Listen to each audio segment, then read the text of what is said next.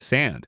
It's coarse, it's rough, and now it's powering homes. Sounds bizarre? Maybe, but it's true. Thermal energy storage, often shortened to TES, is turning ordinary materials like sand into highly efficient, clean, and scalable batteries. You might remember hearing about the world's first commercial sand battery, a unit built large enough to supply electricity and heat to around 10,000 people. Now that same concept is being miniaturized and delivered straight to residential homes. Companies like Batsand are stepping in to bring heat storage systems, made entirely from hot sand, directly to your doorstep. Why haven't we been using thermal energy storage in our homes already? What stopped us before? And now that this tech exists, how could it reshape how we heat our homes? One other big question: where exactly are you supposed to put a tank of hot sand? Heating and cooling our homes is a major energy expense. In fact, your utility bill already gives you clues. According to data from the University of Michigan, more than 30% of total residential energy consumption in the United States goes into heating our living spaces. Add water heating to that, which accounts for another 13%, and the total energy devoted just to temperature control skyrockets. According to the U.S. Lawrence Berkeley National Laboratory, about one-fifth of all the energy produced in the United States is used simply to regulate the thermal loads of buildings. That's massive. Like, one solution that already exists is residential battery storage, systems like the Tesla Powerwall. These are designed to help solve one of renewable energy's biggest challenges: intermittency. But while lithium-ion batteries are efficient and versatile, they're not perfect. They come with significant drawbacks, including the ecological footprint of mining rare metals, potential fire risks, high costs, and even ethical issues related to labor practices and supply chains.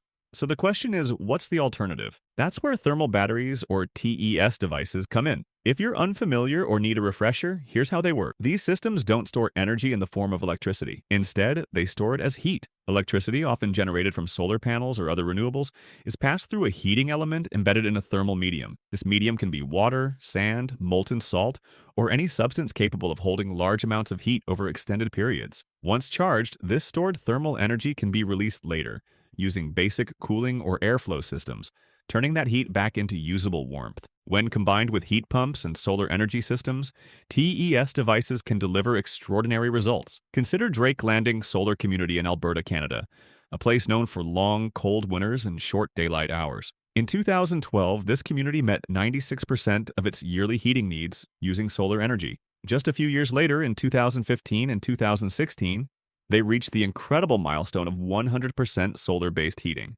That's right, no fossil fuels, even in one of the harshest climates in North America. Efficiency is another reason TES is gaining attention. The term to know is round-trip efficiency, or RTE, how much energy you can retrieve from what you put in. A perfect RTE would be 100%, though that's physically impossible due to energy losses. For context, lead-acid batteries sit at about 70% RTE. Lithium-ion batteries, more common in grid and home applications, usually hover around 90%. But thermal energy systems? Some commercial models are reporting RTES above 90%, rivaling lithium-ion batteries in performance, especially when used for heating. Let's talk about sand.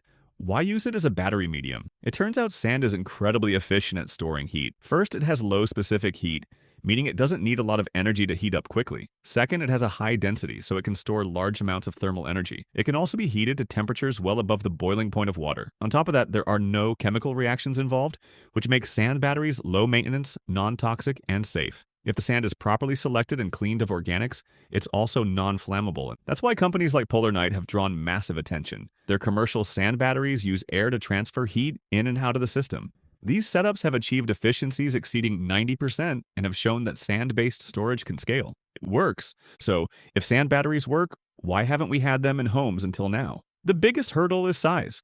To store heat effectively, you need mass, and mass takes up space. A commercial-scale sand battery might stand 23 feet tall. That's around 7 meters. Not exactly ideal for your backyard or basement. That's where companies like Latvia-based Batsand come in. Their innovation is to bury the battery, literally. Like a septic system, Batsand's thermal tanks are installed underground. Even the smallest system is 40 cubic meters.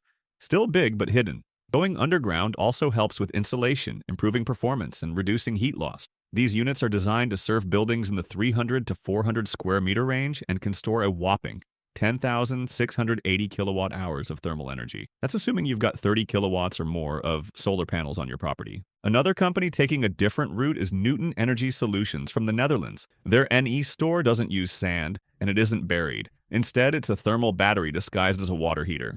And that's not far off. Your current water heater is technically a thermal battery. It just can't convert heat back into electricity. The NE store comes in two sizes. The smaller unit holds 214 liters of water and stores 20 kilowatt hours.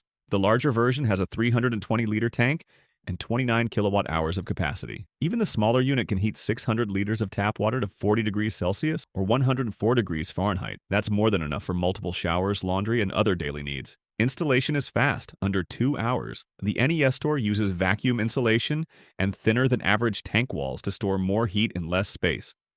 It also uses recyclable materials, making it a sustainable option.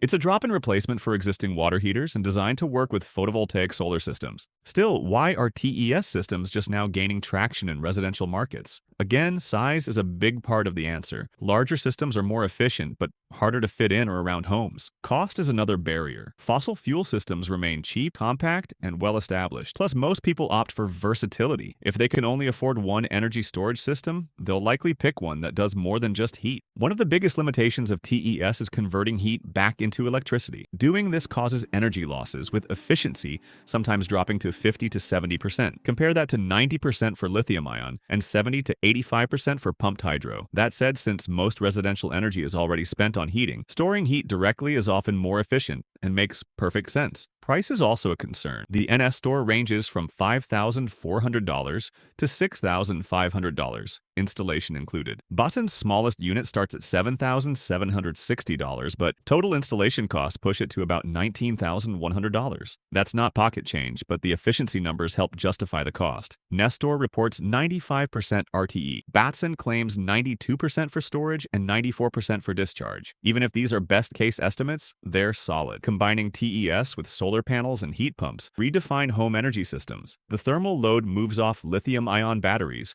freeing them up for other uses. That synergy is powerful. Add in government incentives like the U.S. Inflation Reduction Act, which offers 30 to 40% tax credits for qualifying TES units, and it's clear this tech is on the rise. Thermal energy storage is finally breaking into the residential space. With more companies entering the field and more incentives on the table, don't be surprised if sand batteries become just as common as rooftop solar. The energy revolution, it might just be buried in your backyard.